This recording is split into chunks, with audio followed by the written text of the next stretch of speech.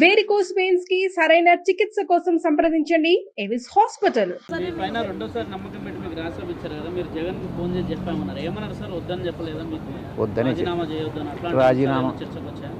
మీకు ఎందుకు ఆ డౌట్ ఎందుకు వచ్చింది? ఆయన అడిగారు, మీరు వెయిట్ చేయాలా? అది చెప్పండి. జగన్ గారికి నేను అన్ని వివరంగా చెప్పాను. ఈ పరిస్థితుల్లో నేను న్యాయం చేయలేనన్నటువంటి విషయం కూడా చెప్పాను. ఆయన అన్న అడ్వైజబుల్ కాదు, నువ్వు రాజీనామా చేయొద్దు, పార్టీ నీకు అండగా ఉంటుంది, మేమంతా నీకు అండగా ఉంటాం, నువ్వు తీసుకున్నటువంటి నిర్ణయం కరెక్ట్ కాదేమోనని ఆయన చెప్పడం జరిగింది.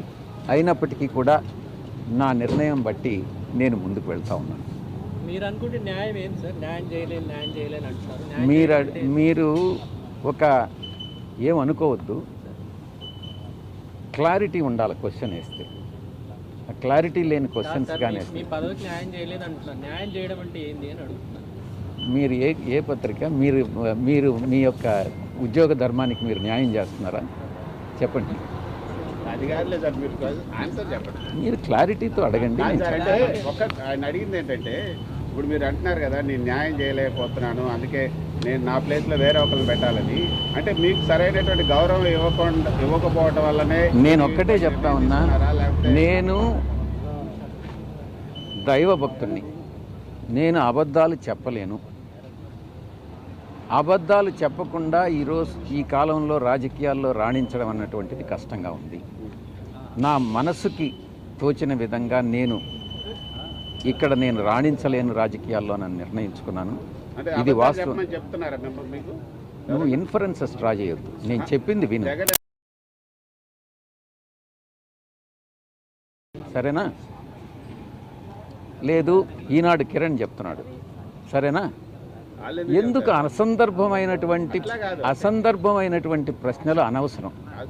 నువ్వు అడగాల్సింది క్లారిటీతో అడుగు, నేను చెప్తా.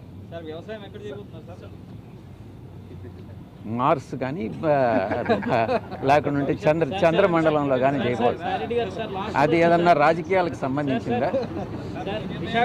విశాఖపట్నంలో మహిళ మీ పైన కొంతమంది ఆరోపణలు చేసిన సందర్భంలో మీరు ఒంటరిగా ప్రెస్ మీట్ పెట్టారు. పార్టీ ఆ రోజు మీ పట్ల ఎవరు కూడా వచ్చి మీకు ధైర్యంగా మీ వెనక నిలబడడం జరిగింది. కేవలం ఆ సందర్భంలో అవంతి శ్రీనివాస్ గారు ఒక్కరే మీతో పాటు కూర్చొని ప్రెస్ కాన్ఫరెన్స్ కండక్ట్ చేశారు కదా. అట్లాంటిది ఏమైనా మీకు పార్టీ మిమ్మల్ని పట్టించుకోలేదనే కోణంలో మీకు ఏమైనా అనిపించిందా? నాటి సందర్భం నుంచి కూడా మీరు కొంత అసంతృప్తితో ఉన్నట్టు అనిపించింది. మీకా?